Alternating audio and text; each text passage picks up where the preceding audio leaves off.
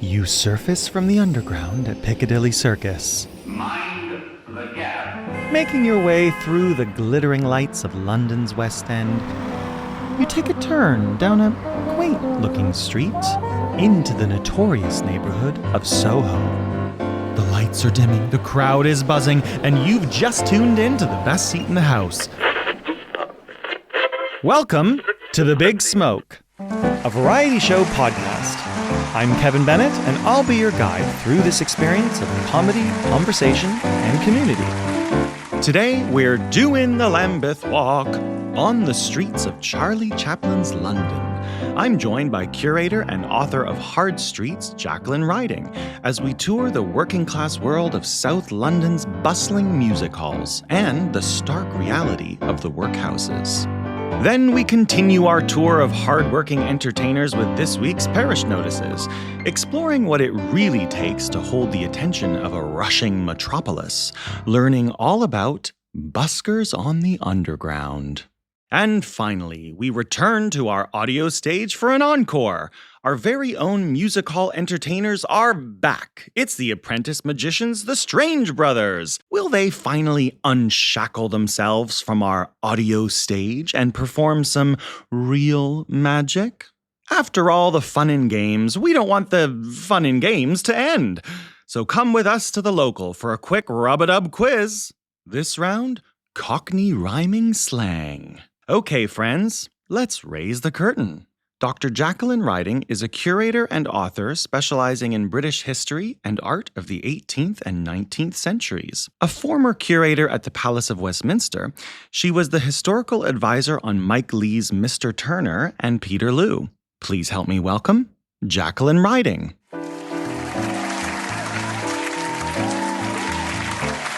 Jacqueline, welcome to The Big Smoke. Oh, it's so lovely to be here. Well, you've written this fantastic book, Hard Streets, Working Class Lives in Charlie Chaplin's London. And I want to kind of set the scene a little bit in terms of what this book is about. You have such a fascinating career in terms of all the different kind of history-adjacent places that you've worked at. But I'd actually like to start with, not as they would say in The Sound of Music, start at the very beginning, but start towards the end a little bit by reading this quote and then asking you if we could kind of dive in from there a little bit in terms of setting the scene for what's happening in the book. So this is you referencing Robert Browning's memoirs, published in 1912, speaking about, because a lot of this book is speaking about a particular area in London, south of the river, through the lens of Charlie Chaplin's memoir, as well as an unpublished memoir of an artist called George Tinworth. And so in this Robert Browning memoir, though, you mention, that was published in 1912, a group of Walworth folk who were touring St. Paul's Cathedral, and while gazing upon the tomb of Lord Nelson, their guide, the Anglican Bishop of Stepney, declared rather grandly, "This may be termed the very heart of London," to which came the reply from one of the gathering, "Of the city's square mile, maybe, yes," and then continuing without a pause, "but of the metropolis as a whole, no. The geographical centre of the county of London lies in Walworth," he informed the bishop. "Walworth is the heart of London. Walworth is the heart of the empire." So if you could set the scene a little bit for the book, and specifically I wanted to know what made you want to write about this particular area in London, and why do you think they considered it and people consider it or considered it the heart of London? Well, I live in Charlie Chaplin's London, so that's it on a basic level. This is my manor, as we say in London. And, you know, it was a very simple process. I mean, writing books can be quite sort of, even just creating an idea can be quite, you know, hard, and, you know, you have to sort of get to it and spend time. I mean, this book came out of a bus ride, a 59 bus, the famous bus that, you know, goes through, as it turns out, Charlie Chaplin's London, through Waterloo and then pops over the bridge. And in fact, I've just taken the same bus, the 59, to meet you today, Somerset House. You know, and just, you know, occasionally gazing out the window while sitting on the upper deck of the 59. And every now and again, it felt as if, you know, every other house was where Charlie Chaplin lived, because we have these blue plaques and, sort of markers of where he lived. And my first thought was, that's amazing. I live in Charlie Chaplin's London. And then after this kept happening, and then I was stumbling over, wandering around the back streets of near Kennington Road and coming across yet more blue plaques or plaques associated with Charlie and where he was living. It felt like this was something that needs more exploration as a historian. And so I did. I set to it. And I thought, well, let's start with Charlie Chaplin. He was born probably in East Street in Walworth, which is in Southwark, but then spent a majority of the first 20 years of his life as he was trying to gain experience and a career in the music halls, living in Lambeth, which is the adjoining borough. And particularly around the streets and in the houses and lodging houses around Kennington Road.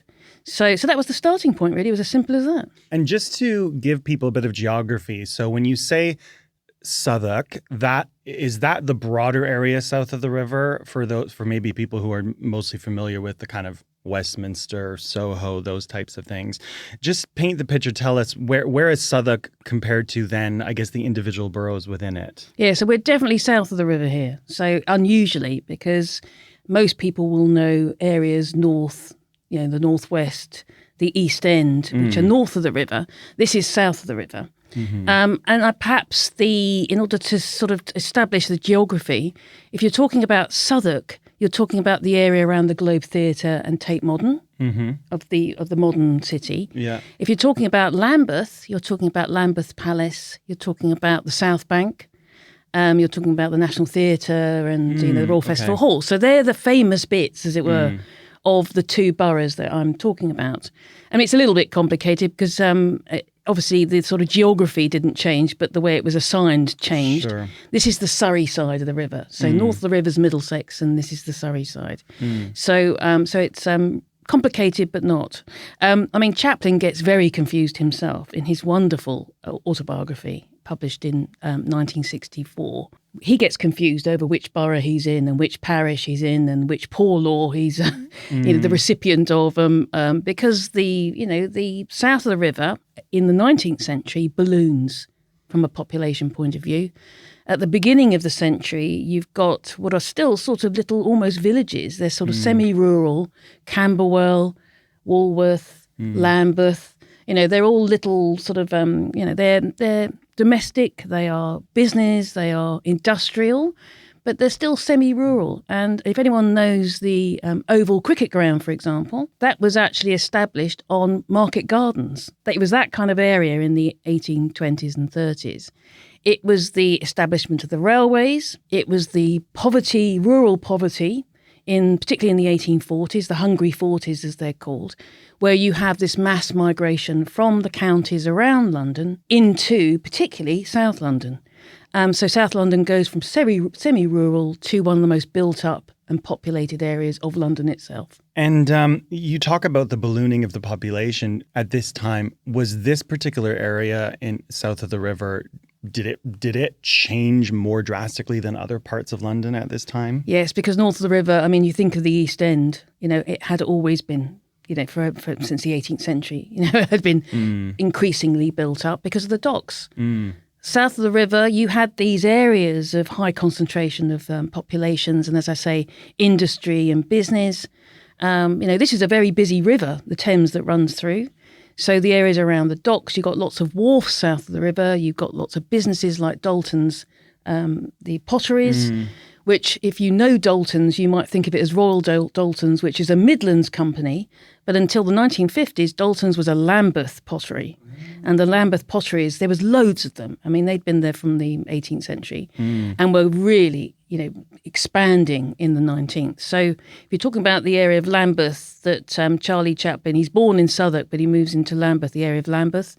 One of the great industries was potteries, which you just don't think of now because when the embankment happened in the 1860s and 70s, all the wharfs and some of the potteries just got swept away with the creation of the Albert Embankment between Lambeth Palace in the north and Vauxhall Bridge to the south. So this is the area we're talking about. The bit of Lambeth I'm just talked about is just across the river from the Palace of Westminster. From Tate, from the original Tate, the British Art Gallery. You know, it's just across the river from all those sort of famous locations that we know a lot about, like Covent Garden and so on. So this is within sort of, you know, hailing distance of all these famous bits of London.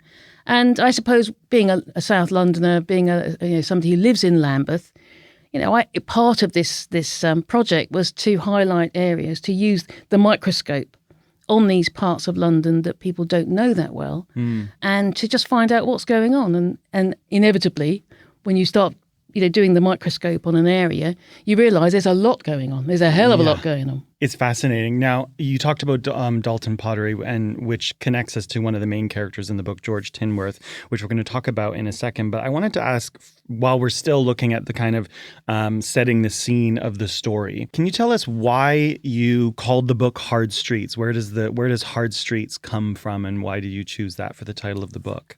So the book actually opens, the prologue opens with Charlie Chaplin doing a broadcast for the BBC in 1943, where he thought that after the Blitz, the whole area he had grown up in Lambeth in particular, had been flattened during the Blitz. In fact, it hadn't been. I mean, parts of it had been hit. Obviously, London and other cities in Britain had been severely hit during the Blitz. But he thought that it had been flattened. So he wanted to do a broadcast, partly to his fellow Britons, because he was still a British citizen, partly to his fellow Londoners, but particularly to his fellow Lambethians, as he called them, you know, because these were the streets that made him. Yeah. And I guess he had a love-hate relationship with those streets as a result, because I think if you know anything about Charlie Chaplin, you know he was brought up in extreme poverty. And you might know that he came from London. A lot of people don't, because, of course, he was a silent film star, so you never get to hear him speak until the other part of this of the prologue. It moves on from the BBC radio announcement, the broadcast, where he talks about the hard streets of Lambeth. So that's where I got the title from. But the prologue also talks about a previous significant speech, perhaps even more significant speech, which is the climactic speech in The Great Dictator, where Chaplin breaks the fourth wall and actually speaks. And he doesn't just speak to the audience sitting in the cinema, he speaks to the world. And he talks about you, the people, have the power to make this world or make this life beautiful. And in a way, that was the sort of, if it had been another tagline for the book, it's the way that the arts is you know, it's the idea of creating beauty, whether it be through the tragicomedy of Charlie Chaplin and his, you know, wonderful films, or the Lambeth pottery, where somebody like George Tinworth, who we'll get on to, who nobody's heard of, but he was a poor working class boy from the same streets as in Woolworth. He was born in the same area, became, like Chaplin, a man of Lambeth, you know, as a professional, and he sort of drags himself up, and the outlet is the creative outlet is the art schools that were springing up around Britain at this point, and there was one called the Lambeth School of Art in his own area. The opportunities being offered by the arts, whether it's music hall for Chaplin, who then eventually obviously enters into the whole cinema, the embryonic world of cinema, or art schools, and then the decorative fine arts that is the career that Tinworth pursued.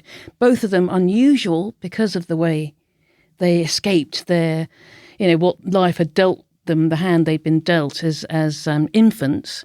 But nonetheless, they are great role models for the people who they were born amongst. And so you use these two autobiographies. George Tinworth's was never published, right? Yeah, that's right. I mean, bits of it have been, in a sense like me. I quoted bits. Yeah. But not in its entirety. I'd love to do it if anyone wants to give me the funding to do it, because I think he's an important figure who has been lost. Yeah. And I think one of the themes of the book is trying to tease out, not quite resurrect, but in certain instances resurrecting those poor working class lives of this particular area, and to encourage more working class history. And because I think it's a relatively narrow field, unfortunately, in trade publishing. Great stuff being done in the academic sphere, but it's not quite getting out into the trade, the general publishing that you might find in Waterstones. Yeah. So that's another one of my kind of themes. Well, one of the things that drew me specifically coming from the world of performing arts and theater and showbiz was this whole history of a massively significant part of the performing arts that I feel I knew so little about, which is music hall. And actually, it's I'm glad that you gave us a little bit of an introduction to George Tinworth, because in George Tinworth's autobiography that's unpublished, you mention at one point he describes going to the music hall. And I wondered if you could tell us a little bit about the world of music hall, but I wanted to start by reading this short passage because it paints a picture of what would have happened on the music hall stage so vividly. So you say, George Tinworth recollected that the first performance at the theatre on Blackfriars Road, which he calls the Rotunda, was from 7 to 9 o'clock in the evening. At this time, there were 2 houses a night. Those waiting for the second performance gathered in a large waiting room. Quote, I remember there was a lot of rivermen playing at leapfrog, so I sat down on my clothes basket till the doors opened, end quote. George conjures up a charming scene with the audience waiting for an evening performance to begin. The casual laundry lads sitting on the upturned basket, while watermen or lightermen, who for centuries had transported people and goods across and along the Thames, leapfrog over each other to while away the time. And then this is the bit where he talks about the actual performance. George then describes the evening's entertainment. The first act was a male singer, followed by Spanish dancing. Then there was a humorous sketch where one actor played several parts, the last character being a villain. The climax involved a stuffed dog, quote, seizing the villain by the throat, which unleashed some knockabout physical comedy. After this, moving from the ridiculous to the sublime, there was a ballet, which ended up with red and blue fire, upon which the evening spectacle was over. So For a couple of pence. I love that description. I thought, the Big Smoke variety show, this podcast, not to get too meta, is really inspired by that. And so I was so, inspired by vaudeville music hall, which then went into, TV variety shows and Ed Sullivan, and for me, these sort of North American late night shows and things like that. So reading that description made me kind of giddy with delight at the true variety of acts and things that would go on. So you really do paint a picture in many ways of this music hall life. Can you give us a bit of a background of music hall, why it was central to this part of this community, please? So music hall starts as a sort of way for landlords of pubs and bars to encourage more people to linger. So you have just an upright Joanna piano in the bar, and you'd have people playing and people singing, and people would linger a bit longer because there's a bit of entertainment. And then they realised that it was so successful that something that starts off being a bar with a little room attached, eventually, that's the sort of 1830s and 40s, by the 40s and then going onwards to the turn of the 20th century, you get basically bars with a massive theatre attached. The whole thing reverses because it's seen to be so successful. And, in many ways, music hall, in fact, comes from the streets. It comes from the working class, and it's their art form. As ever, with something so successful, but towards the end of the century, it's increasingly commercialised. And so what George Tinworth, as a young lad, on his laundry basket, he was supposed to be going home and then sort of segued, sort of got a bit distracted by the theatre and then wandered in and paid his pennies and then sat through an entire evening's performance almost by mistake. What he's witnessing is the turn between the bar with a small room attached to the theatre with a bar attached. And of course, he's seeing the early years of it. And one of the best examples of this is Wilton's Music Hall. Yeah, beautiful place. Just to the sort of east of the Tower of London, which is one of the great survivors of this sort of music hall. But when you go in there, you can see the ad hoc way the building has been developed. Yes. And then eventually, after you go through these various rooms, you then sort of stumble into a whopping great theatre at the back. That's so true. I never It's thought kind of of that. crazy the way it's been sort of established, the way it was kind of built up. piecemeal, and then you get this wonderful theatre at the back. So if you want to understand the history of music hall, then definitely go to Wilton's and have a wander around, because it's an extraordinary place.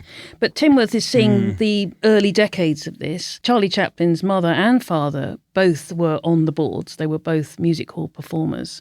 So that's a sort of, she's born in 1865, the mother. So that's roughly the date. And then by the time she's 16, she's on the music halls, and she starts off in pubs that have got rooms attached, and then ends up sort of rising up through the ranks. And at one point, bearing in mind, that the fact that the mother ended up with huge mental health issues. But in her early career, for example, there's a sort of theatre bill that shows her higher up the ranks than Mary Lloyd, who's one of the great performers, great music hall stars of the late 19th century.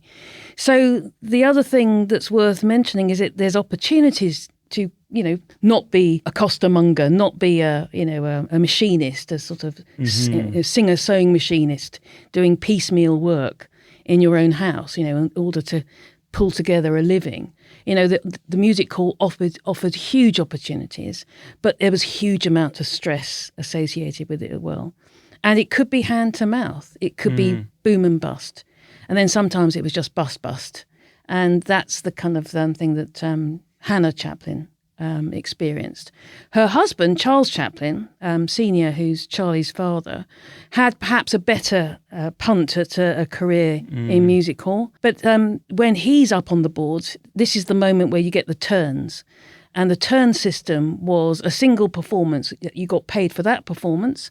But in order to make any money of an evening, you ended up going from music hall to music hall to music hall, doing different turns, which is how you get how you get it. And that's in one evening. In one evening, different music halls, different turns, different times, all in the same evening. And Charlie Chaplin describes his father going off because he had to live with him for a bit. That's another story. For about 3 months, Charlie lives with his half brother Sid, his father, Charles Chaplin's partner, mistress, Louise, and their son. So he's living with 2 half-brothers at this point. There's 5 of them on one floor of a Georgian house. And he describes his dad going off to perform somewhere like, let's say, the Canterbury on, where is it? On Westminster Bridge Road.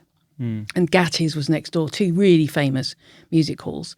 Going off to spend an evening on the boards, and doing his turns, on nothing but a glass of port and some raw eggs to sustain him through the whole... just thinking about that moment. I think he was like 5 or 6 eggs or something like that. Yeah, just popped into a glass of port, eggs. Knock that back, off you go. And it's, again, not surprising that, I don't know what his mental health was like, but he, not unsurprisingly, had a problem with alcohol, if that's what he was surviving on. But then the music hall system, encouraged performers to hit the bar after they'd been on the stage, in order to encourage in turn the punters to spend more money. And this whole thing about the commercialisation of what was and remained a working class art form, but the commercialisation of it, the sort of frenetic quality of it, which I'm sure was terribly exciting when you were young and athletic. And, for sure. But I think as you got older and older, it must have been exhausting. And then you see careers like Hannah Chaplin, careers like Charles Chaplin, who dies at the age of 37 with cirrhosis of the liver, dies in St Thomas's Hospital in Lambeth.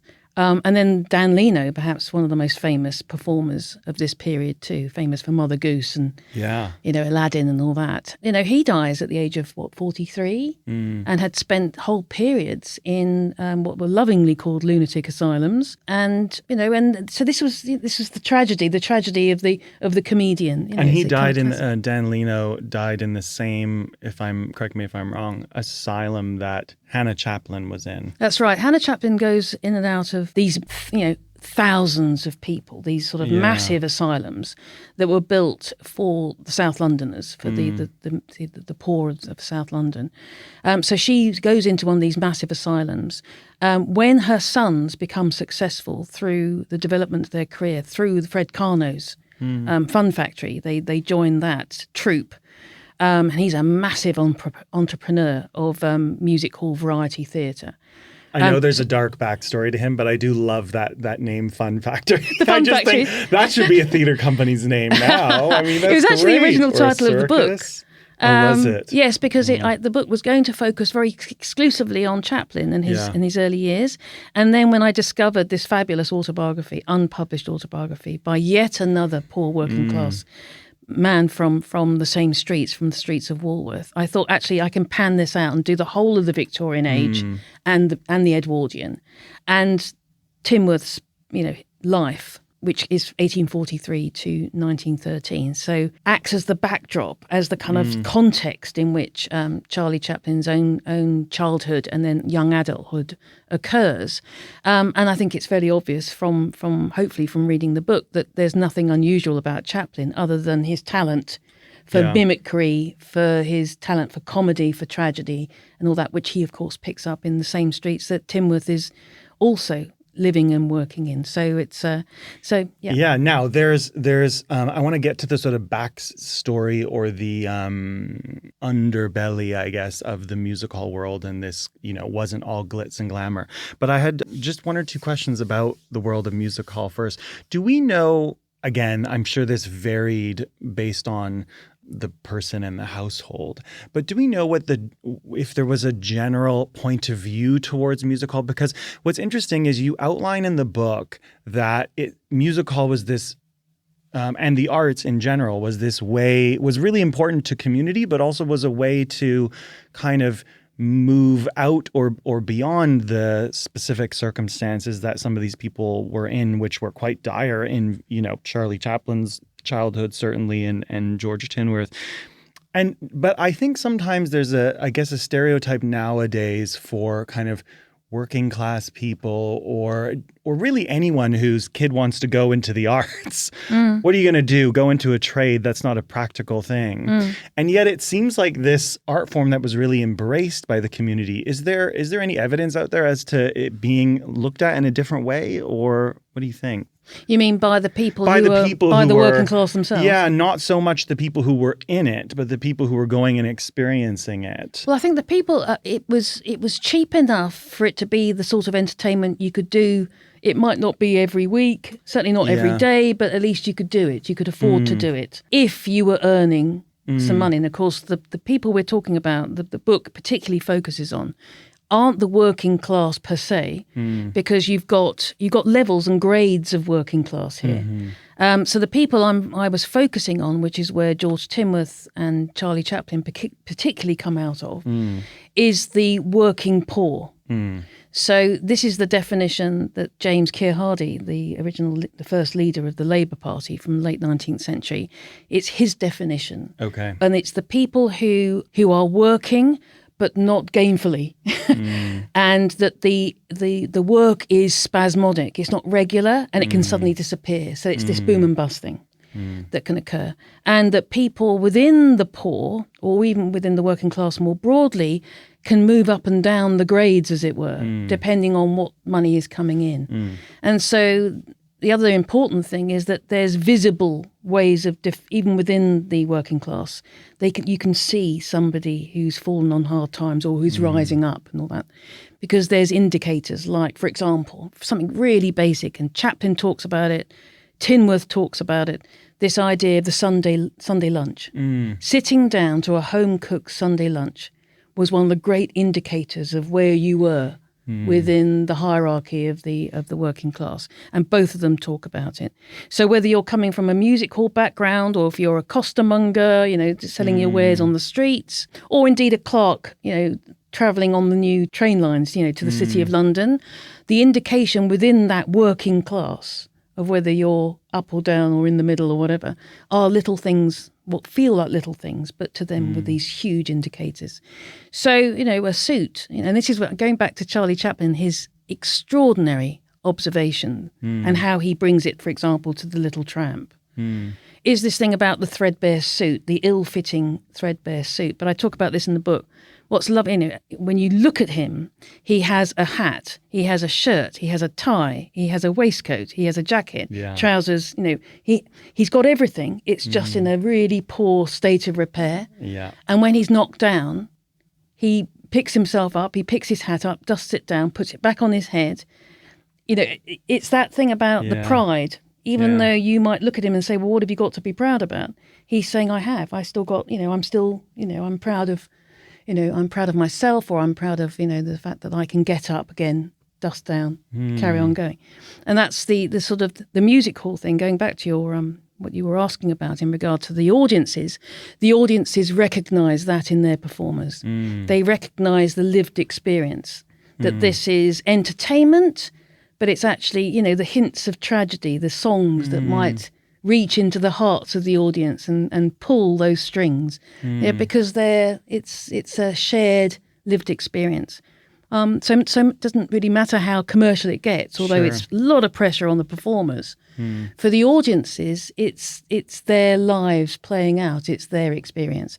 And it's also their politics. So when they like to give the middle classes a good kicking, that happens in music hall. They take the mick out of the new women, for example, in the late 19th century. Fred Karno had one of his sketches was about the women who were trying to get the vote. Good for them. But they're, very much middle class. There's a certain class of late women who are actually doing this, a sort of, the university educated women, etc. And, it ends up on the stage because these are exactly the women who, for example, have set up a settlement movement in Southwark, for example, who are going out into amongst the poor working class to make their lives better. But they're still, the working class, they still, don't mind taking the mick a bit out of these what might be deemed do-gooders and stuff. So music hall is a real complex reflection of working class experience, from the very worst to the perfectly happy life, where you make your heaven and hell. You don't see yourself as being poorly done to. You just you live, you love, you die, and then some people that's not enough. And for somebody like Charlie Chaplin and George Timworth, it wasn't. That's my last question, just specifically about music halls, because I was so fascinated by you wander through the West End and you see all these beautifully preserved grand theatres. The Theatre Royal, Drury Lane, and Shaftesbury Avenue is full of them, but there's Drury Lane, of course, is where Dan Leno performed the pantomimes and stuff. Yes, and he's supposed to haunt it, isn't he? He is. So if anyone who's a fan of the podcast, if you go to our Christmas episode of this year, there's a short segment where I tell the story of Dan Leno, actually. So when I was reading this book, I was delighted that it came out, and it was sort of serendipitous that I was connected to you in this book, because the other fascinating thing I love about him is he supposedly haunts it, and he's there when you smell lavender. That's right. But also apparently all he ever wanted was to be taken seriously as a legitimate, quote unquote, legitimate theater Shakespearean actor. And he really wanted to play Richard III, and he couldn't get a producer to, make it happen, or another star actor to be in it with him. And it's tragic, but I just imagine this pantomime dame music hall star desperately wanting to be taken seriously. And there's something darkly humorous to me about that being the role that he wanted to play, Richard III. Well, the same thing happens to Charlie Chaplin. Charlie Chaplin wanted to be a serious performer. He wanted to be on the formal stage, in theatre, not music hall. Interesting. He always wanted to do that. It's when he goes to America touring with Karno, and he gets offered a gig with the Keystone. And you think, oh, sod it, I'll do this for a bit, because you can clearly make some money out of this funny thing called cinema sort of thing. And then, blimey, he ends up being absolutely brilliant at it. It's so funny, because I feel like all of that has trickled down to even, like Oscar nominations very rarely happen for comedic performances and actors. And there's this thing where it's just not really valued, is it? It's not valued. And that's why I think about the history of music hall. And I was wondering, do you know, at any given time, we have, thank God, we have Wilton's Music Hall. There's also Hoxton Hall, which is a beautiful Victorian music hall. Was Hackney a music hall originally? Hackney Empire, was that a music? Maybe, but it's pretty big. If it was, it's much Clapham bigger than Grand, Wilton's. that was a theatre of variety. So you get these sort of different names, but I think they're basically the same thing. They're variety sort of places. I was just wondering, do you have any sense of how many of these music halls existed in South London at the time? Well, there were hundreds across London. Yeah. And, Lambeth was the centre of music hall. You know, they lived in Brixton, they lived in Lambeth proper, they lived in, you know, Kennington Road. You know, this is where they all lived. It's where the agents were. Yeah. You know, around where, you know, the BFI is, you know, and the National Theatre and all that. You know, in Waterloo, this was called Outer Elbows Corner, or sort of, you know, Misery Corner, or whatever it's called. You know, this is where all the performers who didn't have agents would hang out in the idle hope they'd get a turn. You know, so but this is where all the agents were, on York Road. You know, round by the South Bank. So this was the epicenter of music hall. Now, eventually, at the turn of the 20th century, you start to get agents migrating to the West End, to Covent Garden, just popping over Waterloo Bridge, basically. But at the time that Chaplin was first getting going in his career in the 1890s, this was still the major place. He talks beautifully about seeing the music hall stars in their bowler hats and their diamond pins, you know, and their clothes and stuff, and their sort of jazzy suits. Yeah.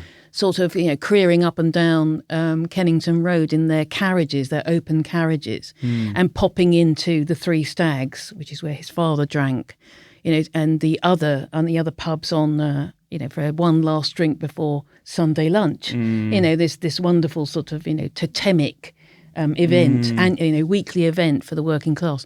And he talks about them appearing like gods, you know, sort of thing. And then he says when they left, it was like the sun going behind a cloud, you know. And it's just, his autobiography, I really recommend you read. You can imagine, it's beautifully written, very evocative. You know, there's lots of sort of side smiles, you know, about something that's desperately tragic. And sometimes it cloaks the sheer scale of the tragedy. But it's definitely worth a read. Well, so I delighted in discovering the almost, to me, romantic notion of this whole entertainment district and world that I don't even think about nowadays, and isn't really taught and isn't, you know. Well, some of the theatres have gone, so the big ones like the Westminster Bridge Road, which of course, as the name suggests, continues on and then pops over Westminster Bridge, and you've got the Palace of Westminster. Yeah. So this is cheek by jowl. There's just a river between it. I know it's the Thames, but nonetheless, you know, they're very close, these areas. But this is where the famous ones were, the big ones were, the Canterbury and Gatties and all that, and they've gone. And I was wondering about, you know, okay, so we mentioned, you mentioned that Charles Chaplin Sr., Charlie Chaplin's father, Hannah, his mother, were music hall performers.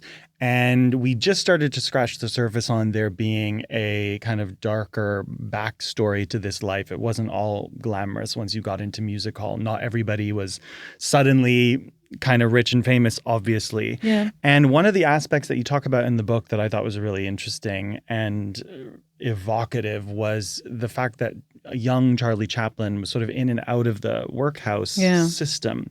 And I was wondering if you could start by telling us what exactly were the workhouses and how did they work at this time? So the workhouses were the main outlet for welfare, basically. So they were supported by the poor law. And the poor law was basically like rates. It was like the local rates. You paid your poor law rates if you were a certain type of citizen, sort of a relatively wealthy citizen. And the idea is that, and this had been going since the Elizabethan age, this is how far back it goes. And the idea is that the relatively wealthy citizens of an area, parish, would contribute a certain amount of money, you know, in order to support the poor of their parish. And indeed, there was a level of responsibility for the people wandering through, the itinerant, poor wandering through your parish. You would have to take responsibility. Until the 1830s, and there'd been some revisions, but until the 1830s, there were workhouses, but they weren't on the scale that happens after the 1830s. So before the 1830s, the idea was that you would hand out poor relief, outdoor relief as they called it, which is both money and food, so that people could stay in their own homes and hopefully pass through a period of particular difficulty, get back on their feet, and then, you know, so it's a reasonably benign, relatively speaking, benign. After the 1830s, there was a kind of sense that somehow this was all a bit too easy for the poor. They were being encouraged to not work and not do anything. It's a kind of classic view of the poor, top-down view of the poor. And so there was a major revision of the poor laws, and this is where they start, parishes start forming into poor law unions, and then sort of accumulating together. So you get various parishes joining forces and then building whopper great, workhouses, because the idea was then indoor relief, which is not about handing money out and letting people stay in their own homes.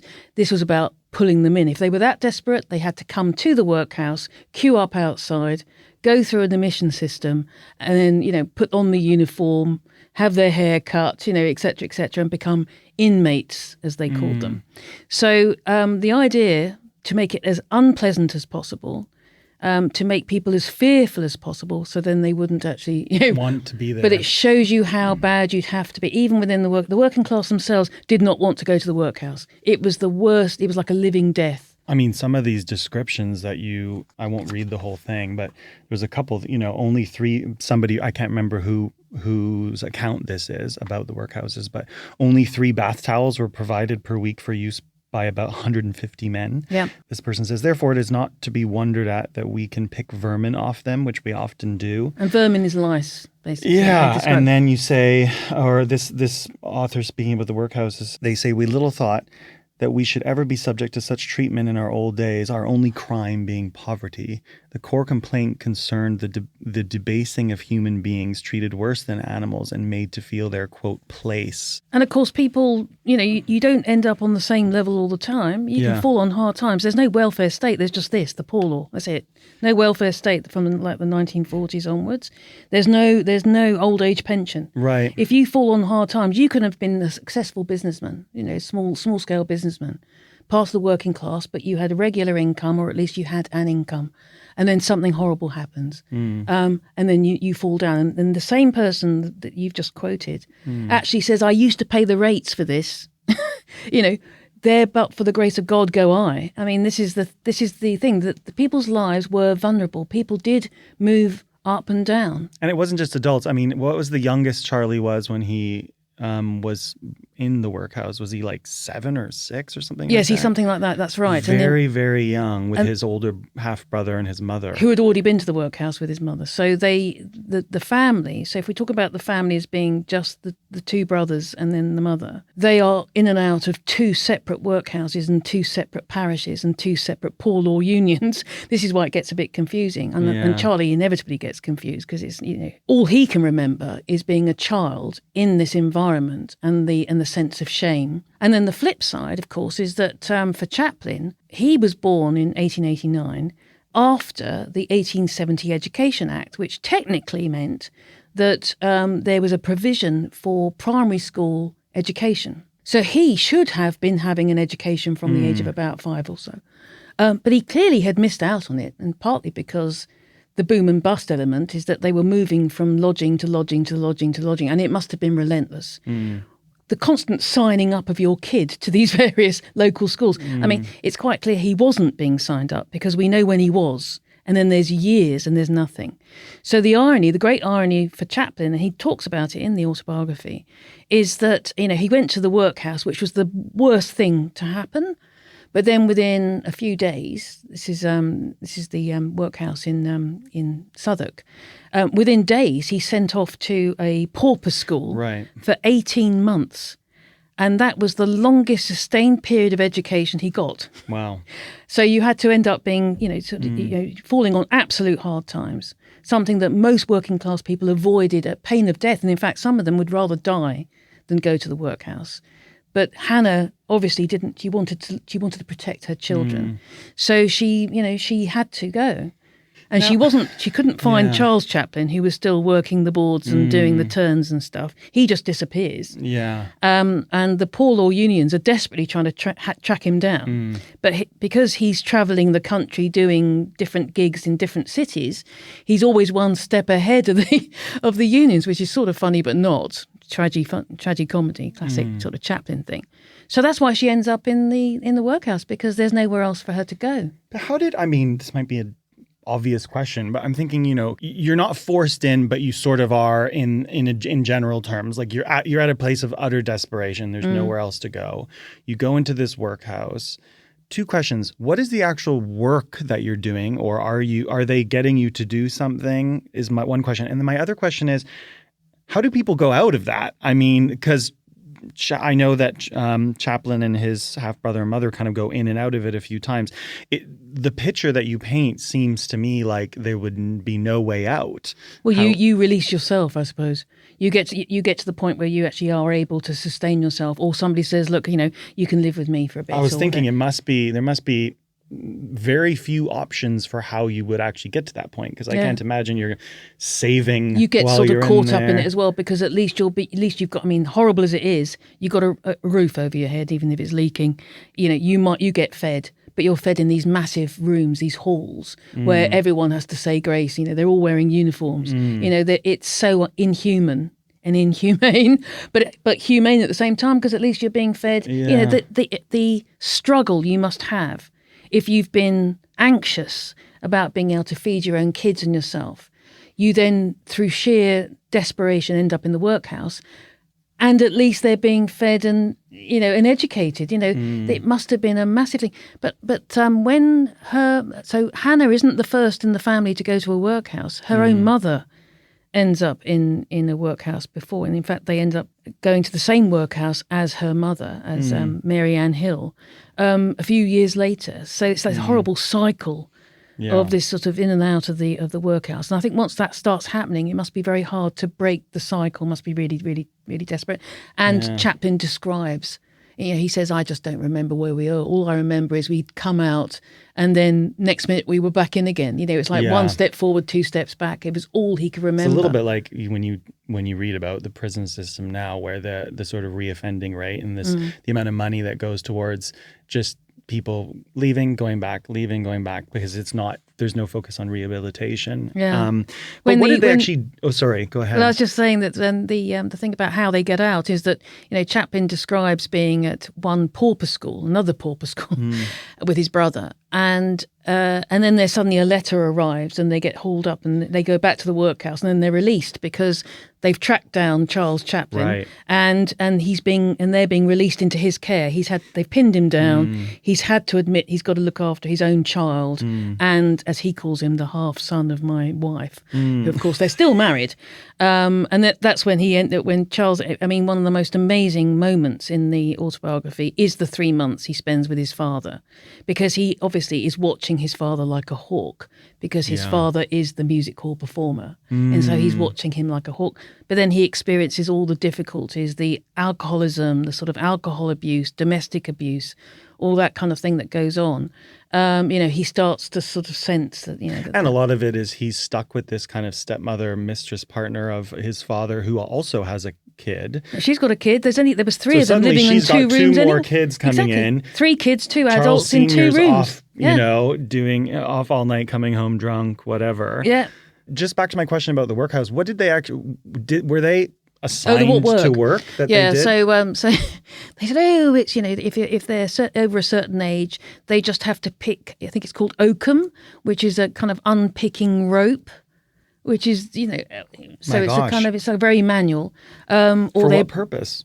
To remake rope and hemp. See. It's hemp, basically. I see. And beating hemp. That's the other thing that they're doing. So it's physical work. Yeah. And some of the older ladies look after the infants that are born, because a lot of infants are born, illegitimate kiddies are born in workhouses, so they sort of nurse them. You get men breaking stones. It's the classic sort of breaking stones. And then it must have been dreadful. It must have been horrible. There was a very good reason why people didn't want to go, and you would have to be desperate. When did these start getting shut down or not existing anymore? Well, the poor law, believe this, the poor law is only formally completely got rid of when the welfare state comes in the 1940s. Wow. So it still existed. So it starts off in its early modern iteration is Elizabeth I, and they finally get rid of it in the 1940s. Almost Elizabeth II. Yeah, and you only get things like old age pensions at the turn of the 20th century, and that's through the Robert Browning settlement, which is the history you were quoting right at the beginning, with the pride of the Walworth people and their pride in the heart of empire. That was a leading, actually, sort of Christian socialist settlement in Walworth, and they were absolutely 100% behind this idea of you didn't earn it, you were paid a pension. Yeah. Once you reached a certain age, then that you were paid a pension, and that didn't come in until the early 20th century. So It's tiny movements towards a genuine democracy, for example, a genuine support for people in old age who can no longer work. It took a long time for this type of thing to come into action. Yeah, and I mean, I really appreciate you painting the picture in the book and also hear about the life in the workhouses and what they were, because well, think of Dickens. Well, I was going to say, admitting my ignorance, the Oliver Twist, and also the real only reference I have is the Christmas Carol. Are there no workhouses? Little the Dorrit. Scrooge. Those horrible prisons. And actually, there's a line. There's a line. I know it's in the famous Alistair Sims film, I believe. I'm not sure if it's an exact. Don't say it like Alistair Sims.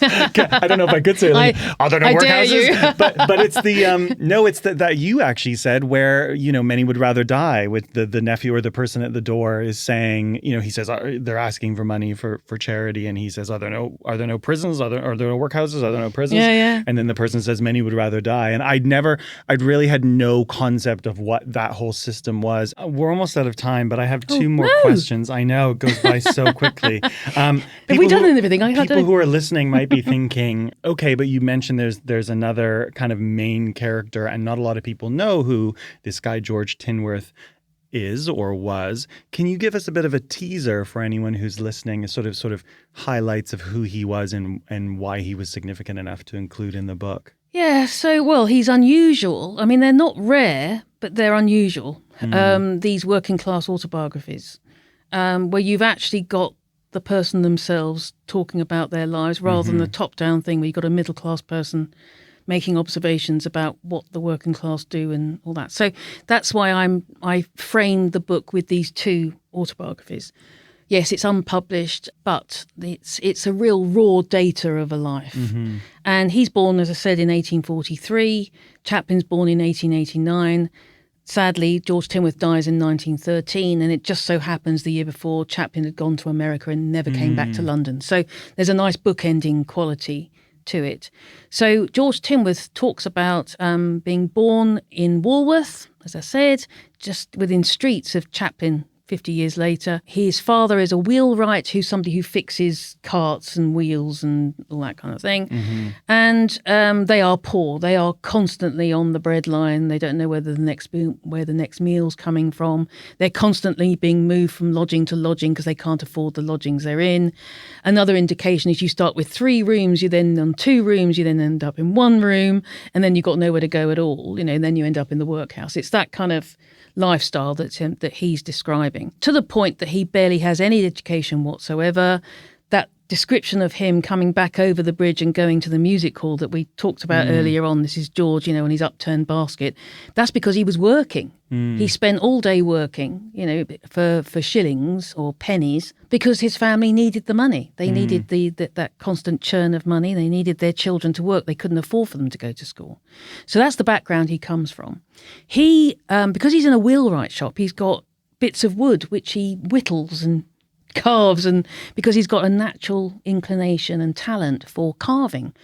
Cut a long story short, somebody says that carving's pretty good. Do you know there's these art schools that are just springing up, and there's one in the area, Lambeth School of Art. Why don't you go and see if they'll train you? He then goes off, wanders around, eventually gets signed up to this art school. He then gets mentored by this amazing man called John Sparks, who's one of the great teachers in the country in the second half of the 19th century, the great art teachers. He ends up at the Royal College of Art, running the Royal College of Art. That's the most famous school that he runs. But he mentors George Tinworth. And this is what you need. You need opportunity, you need assistance, you need help, you need encouragement. And that's what he gets from this amazing man, John Sparks. He then encourages Tinworth to actually go, and he gets signed up. He joins the Royal Academy schools. This is a time when Millais is one of the teachers. He's one of the tutors at the Royal Academy schools.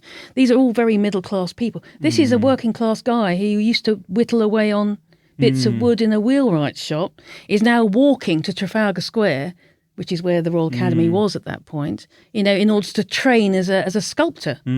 And then he comes back, he continues training with the Lambeth School of Art, and then he becomes the major sculptor and modeller for Dalton's Lambeth Pottery. Right. We talked about Lambeth and being a potteries, being the centre of potteries. And that's the company that Timworth joins. Not sort of everyday pottery, this is art pottery. So he is the master modeller for Dalton's world-famous Dalton pottery. And that's where he ends up, having started life as a wheelwright. The lad of a wheelwright in Walworth. Amazing. So there's a lot more details, obviously, within the book about his story and how he got there. And I just wanted to make sure that we mention that. Before I ask my final question, you also have a guided walk that you've created. Doing the Lambeth Walk. What's that from again? Me and My Girl? Is that what it is? I love it. Doing the Lambeth Walk. So we're going to link it up in the show notes, and you can do kind of a walk through the various bits in the book, which is fantastic. And you've written descriptions of the different places. I was looking at it. It's amazing how many, I mean, even though it was bombed and Chaplin panicked about it and worried about the fact it had all gone, actually you can go to the Lambeth Workhouse. The Master's House is the cinema museum. You can go to the Three Stags pub. It's the cinema museum. Amazing, I'm sure there's a lot about Chaplin in that museum. Exactly. So you can go to the Three Stags, which is the pub that Chaplin describes seeing his father for the last time alive. You can go to another pub, which is now a cafe, called the Queen's Head on Black Prince Road. That's the pub that his uncle ran. So this is another Chaplin venue.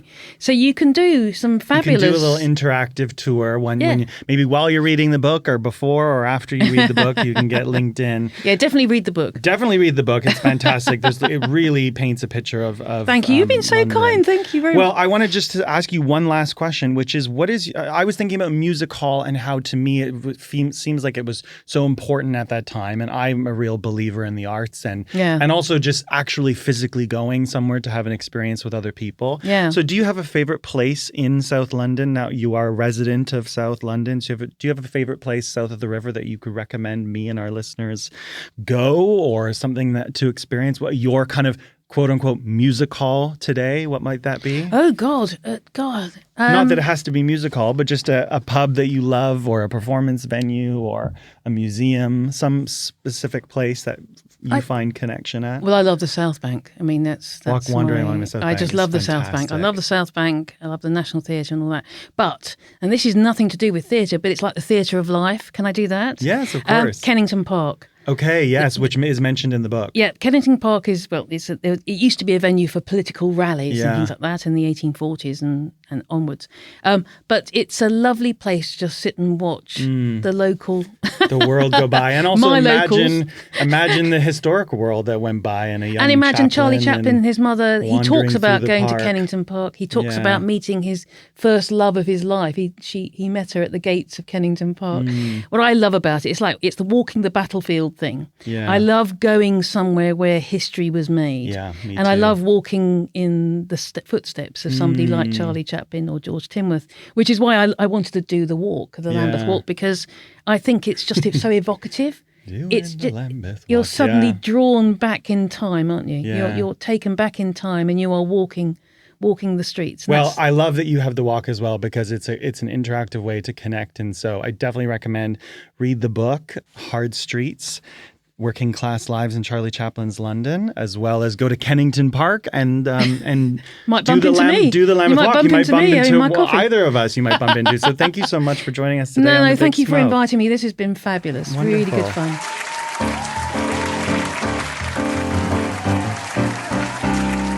When the bells ring out across the big smoke, it's time to wander into our local village hall to discover what's pinned on the parish notice board this week. Picture this. It's a dreary Monday morning. You're late for work and rushing through the Warren-like network of underground tunnels that snake below the city. Almost every metropolis has a shadow city beneath its streets. An underground world of platforms, tracks, and rushing crowds. Mind the gap. Whether it's the New York Metro, Berlin U-Bahn, or our beloved London Underground, navigating these sprawling mazes has become such an ingrained part of people's daily routine that it's easy to pass through them in an autopilot haze. The familiar tiles, the looming adverts, the warm rush of air tinged with that unmistakable, how shall I put it, uniquely urban perfume rising from the trains and commuters alike, all of it marked by a curious duality. The features of an impersonal, transient space wrapped in absent-minded familiarity. Your mind is occupied with the day ahead. Meetings, phone calls, perhaps what you're going to buy for lunch, when all of the sudden you hear the faint sound of your favorite song reverberating through the tunnel.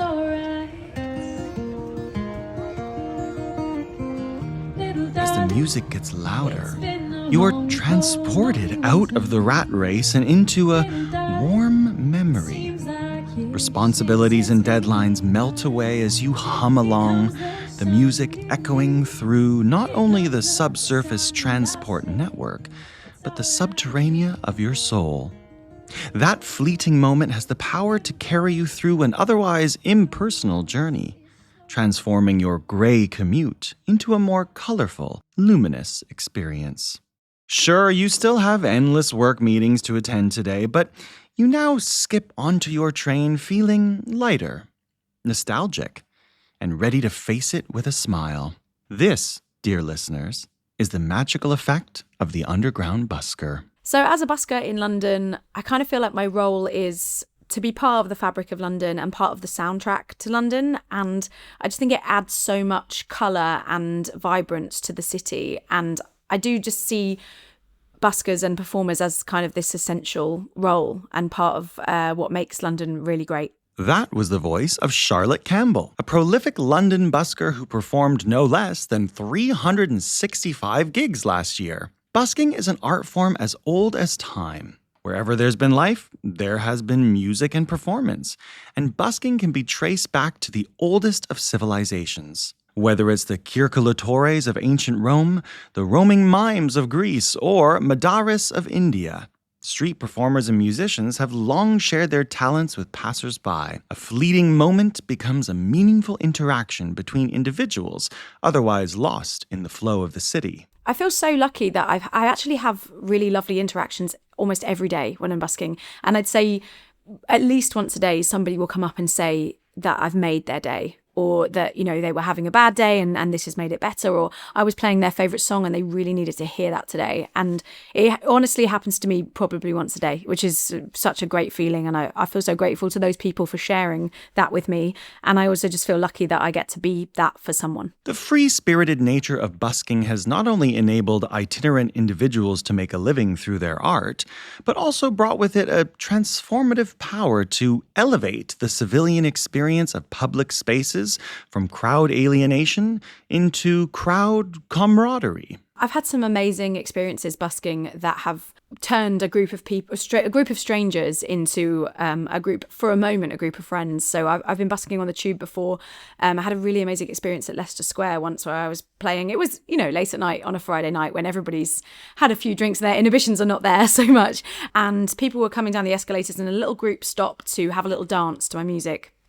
And then the next group of people that came on the escalator also stopped and they had a little dance and they joined the first group. And then it was like every single person coming down the escalator was just joining the party. And we just had this big dance party at the bottom of the escalator. And almost the more people that came down, there wasn't room for them to go anywhere else. So they were all just joining the party they had no choice. But it was really wonderful experience. And I could see on everyone's faces that they were just in awe of this moment that we were all having together that had just completely appeared out of nowhere. And it was really magical. Yeah.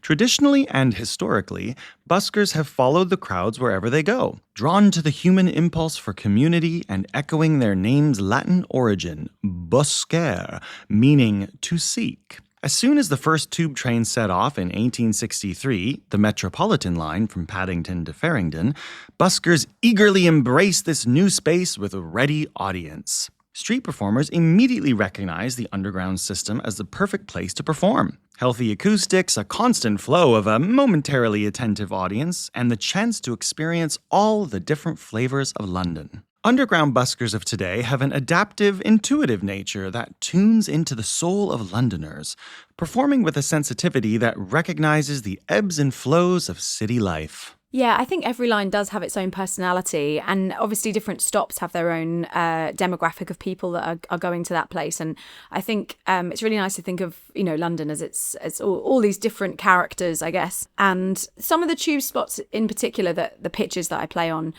you definitely get a certain type of person. I think a lot of the ones that are in that central London, zone 1, they are some of the best pitches because they've got the biggest footfall, and then they also have other things going on. So people are flocking there for a good time, which is a busker's dream, really. So it depends really. I think it's a time of day thing, but there's definitely a personality that goes throughout the whole of the tube line. Despite their good intentions, buskers are not always appreciated and have historically been central to the debate of whether these performances enhance or degrade public spaces. George Bernard Shaw once satirically commented that, quote, "Every person found singing in the street with a wind instrument should be compelled to wear a muzzle." Whilst the Scottish essayist and social critic Thomas Carlyle famously had his study soundproof to block out the incessant organ grinding outside his home. Interestingly, the word nuisance became popularized in this era, and the debate still rages today. For one man's sonic trash is another's audio treasure. Even as recently as 2025, Westminster Council enforced a ban on street performing in Leicester Square, with claimants likening the amplified and repetitive music to, quote, psychological torture. To maximize her audience's experience, Charlotte carefully chooses her songs depending on who she knows she will encounter. Yeah, I choose my set lists based on the time of day. I have different set lists for each time of day, to be honest. And I've kind of worked out what works. And I'm also kind of aware that, at 8 a.m, they don't really want to hear Sweet Caroline. and they want upbeat, but not too in your face. So you kind of have to go. I'd say like the perfect 8 a.m. song would be Here Comes the Sun by the Beatles. It's got a positive vibe to it, but it's not an attack. It's not an attack on your ears. So that kind of thing, like a soft but positive, and then more melancholy through lunchtime. You can kind of get away with more ballads kind of in the lunchtime shift, and then in the evening you're really going to do well if you're going to play the bangers. One thing that's for certain is that busking produces temporary audiences in transient spaces, creating shared moments. The American sociologist William H. White describes this as triangulation, an activity that reshapes how people relate to each other and to place. Yeah, I love the idea that busking can kind of change people's perception and how they are feeling within themselves, because it kind of brings them into the moment and makes them more part of the community and more connected with hopefully me and also everyone around, because we're all sharing a moment. And I think music and art and any opportunity to experience that, it suddenly becomes a shared experience where everybody's having that moment at the same time. Busking encourages gathering, and the author Susie Tannenbaum terms these gatherings, quote, transitory communities that facilitate contact between strangers, producing more convivial public space. I definitely think busking can kind of harbour a community and create a shared space for people. When I'm busking on the tube, people are rushing by, so I'm not always sure that they're really getting to enjoy my music or, enjoy the moment. But I think that even that short time that they get to hear music, I think can kind of bring them back into themselves and into the moment and remember to enjoy every second, even if it is a rushed journey on the tube. I think it just is a reminder of the world around you, and to kind of like, it opens up your senses and reminds you of what's going on around you, not just your tunnel vision of the next tube that you've got to get. So next time you're scurrying through the TfL and hear the dulcet strains of your favorite song, take a moment to stop and listen. Take comfort in the thought that countless others around the globe are navigating their own underground systems, having their own personal moments inspired by the buskers' music traversing the tunnels of these incredible networks, providing not only connection from A to B, but to each other.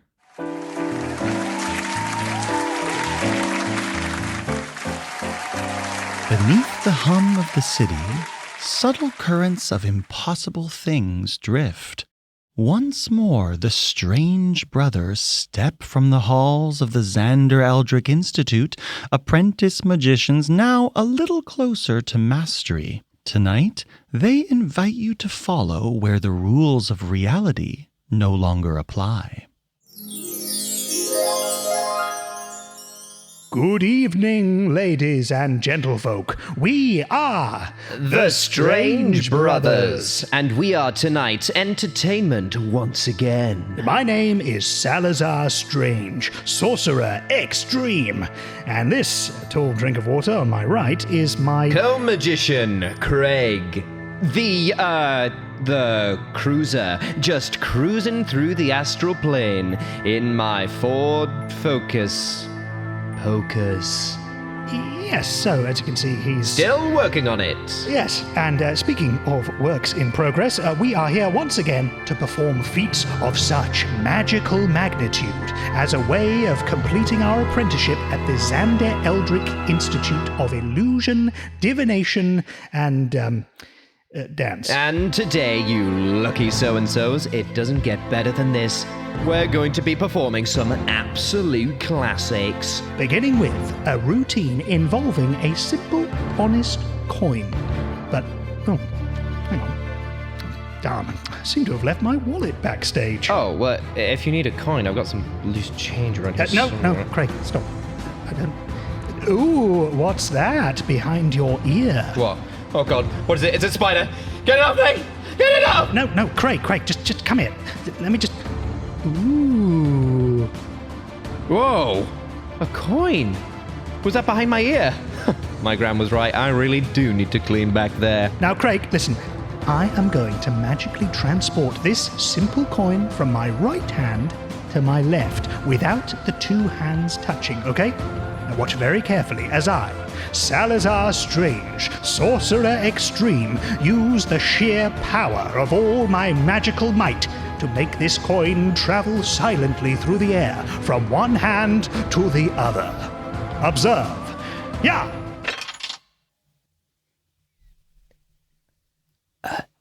Sal, I think you might have dropped the... Craig, shh. It's just there. I can reach it. No, stop it. What? Look, remember, there's no live audience. Okay, they're just listening to us through their iPod broadcast application of choice. They can't see us. Okay. So just act like I did it. Oh, so act as if you didn't just drop the coin on the floor. Shh. Yes. Oh, got it. Okay, go for it. And observe. Now, behold, as I open my right hand where the coin was... Oh my God, it's gone. The coin's completely vanished. Yes, and if I open my left hand... Oh, sweet Father above, I don't believe it. The very foundations of my understanding of reality are crumbling into dust. Okay, a bit much, but yes, indeed. It's not there either. Where the heck is this coin? No, it's in my hand. Can't you see? Oh, is it not that on the floor? Oh, this is useless. How are we ever going to become fully fledged wielders of the mystical arts if we are to be shackled to this infernal audio-only medium? Oh, hang on. What? We could try something out of this old book I was gifted recently. What, just an old book of tricks? Yeah, just give me a second. It's right at the bottom of my bag here. This should be good. No, that's a bongo. No, that's a kumquat. What on earth have you got in there? And, here it is. Where did you say you found this again? Oh, just some guy gave it to me. What guy? What did he look like? He was some weird, horrible little man in a grey cloak and hood. He was sort of hobbled over to me and said something along the lines of, what was it? I can't remember. It was something like, "Clutch this tome, a curse to bear. No fire can burn, no blade can tear. Only by one freely taking will you find the binding breaking. Keep it close unto your ears, as its whispers stoke your fears. Pass it on, if not decay. The book departs no other way." it was something like that. Right. And you said... I said, "Oh, thank you. I mean, manners cost nothing, as my old mum always says." God, you fool! Can't you see what you've done? You've become accursed by this ancient old artifact. Oh, he didn't look that old. I'm talking about the book. The book, yeah. Please tell me you haven't opened this thing. Of course I haven't. Thank goodness. I mean, I flicked through it. What? Very casually. Oh. Well, I glanced at some of it, but I mostly just, skipped to the end. You know how all these magic books have their most impressive and skillful tricks on the last few pages? Yeah, but you didn't actually attempt anything, No, right? of course not. I mean, what do you take me for? I couldn't. It clearly states that the, quote, incantation requires the purging of 2 souls, end quote. I hate everything you've just said. Sal, look, we've got to do something of worth on this stage today. Otherwise, we'll never become real qualified magicians. Oh, it is my dream to be able to wield magic responsibly. All right, fine. But if this goes horribly wrong and we inadvertently release some kind of horrible evil into the world, you're telling your mother. I'm not doing it again. Deal. A guilty conscience needs no accuser, is probably the sort of thing she would say. She is a wise woman. She is. Love you, Mum. Right, shall we get on with chanting this hellish incantation then? Sure. So what, we just read these words? I guess. Kalru venath drul ektha, zemoth graven uloth ma, ithrak mozul venkai thesh, drokan ulzir menoth tesh. I think it's working. Oh my God, what is that? Just keep chanting. Oh, I don't like this, Craig. It's working. Look, it's some kind of foul demon rising from the pit. Look at its wings. God, it absolutely reeks too. That might have been me, sorry. Silence, thou piffling poltroons. I am Thracta, and I am risen. As it was foretold, 1,000 years of sleepless dreams, shackled by 1,000 screams, until 2 snivelling, wormish men shall waken me to rise again. Now speak the incantation true, for I, Thracta, command you to. In my hour... wait, what are you doing? No! Just gonna close that. Wait, but what did you do? Just close the book. Oh, right. Yeah, I'm sorry. I wasn't gonna stand for that a second longer. Wormish. Rude. Yeah, well, he was a bit rude, wasn't he? There's just no need for it. Poltroons, the height of rudeness. I don't even know what poltroons is. Yeah, well exactly. Read the room. We don't even know what poltroons is, mate. So, ladies and gentlemen... Well, I guess it just goes to show that the real magic word is please. Your mum is such a wise woman. She really is. Well, that's all the time we have today for the Strange Brothers and their, unexpected guest. I'll be billing you for the flaming hole in the floor, by the way. But we'd expect nothing less from the Strange Brothers. Would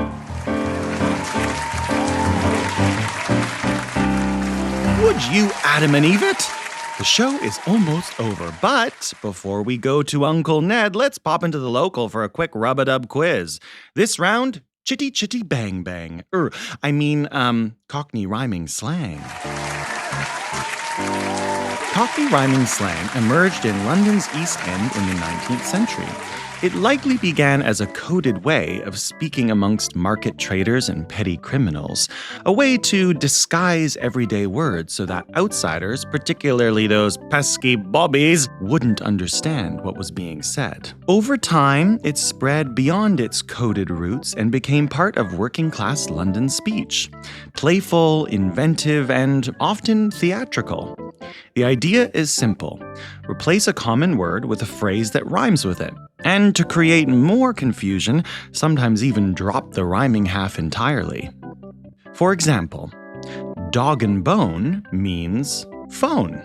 Trouble and strife means wife. So someone might say, "Hang on, me trouble is on the dog," which translates to, "Hang on, my wife is on the phone." Right, so let's see how well you can bubble and squeak Cockney rhyming slang. Number 1. One word in this phrase is replaced with Cockney rhyming slang. The phrase is, "The first question should be lemon squeezy." If it wasn't obvious, lemon squeezy is the phrase that needs replacing. So what does "the first question should be lemon squeezy" mean? Okay, it's time for number 2. This one has 2 words in the phrase replaced with Cockney rhyming slang. Watch your plates of meat. Those apples are old and rickety. And finally, number 3, with 3 words replaced with Cockney rhyming slang. Got any sausage? I'm cream crackered and need some sticky toffee. Feeling like your loaf is lemon tart? You can find all the answers in the show notes. Well, that's today's episode. We've walked the hard streets of South London, met the Buskers who soundtrack the city, and brought a little music hall magic back to our audio stage. If you're in London and want to explore some of those hard streets yourself, you'll find a link in our show notes to Jacqueline's bespoke walking tour. Before we started recording, the armrest of my chair kept slipping off, and I found myself doing a rather Chaplin-esque elbow wobble over and over. It felt, briefly, as though the spirit of that little tramp was in the room. So we'll end today with the man himself, the final speech from the great dictator. In the closing moments of this film, mistaken for the dictator, the barber steps up to the microphone and delivers a direct plea for humanity, freedom, and kindness. One of the first times Chaplin spoke on screen, and he speaks straight to us. Well, thanks for lending your King Lears to the big old oak. I'm sorry. But I don't want to be an emperor. That's not my business. I don't want to rule or conquer anyone. I should like to help everyone if possible. Jew, Gentile, black man, white. We all want to help one another. Human beings are like that. We want to live by each other's happiness, not by each other's misery. We don't want to hate and despise one another. In this world, there's room for everyone, and the good earth is rich and can provide for everyone. The way of life can be free and beautiful. But we have lost the way. Greed has poisoned men's souls, has barricaded the world with hate, has goose-stepped us into misery and bloodshed. We have developed speed, but we have shut ourselves in. Machinery that gives abundance has left us in want. Our knowledge has made us cynical, our cleverness hard and unkind. We think too much and feel too little. More than machinery, we need humanity. More than cleverness, we need kindness and gentleness. Without these qualities, life will be violent, and all will be lost.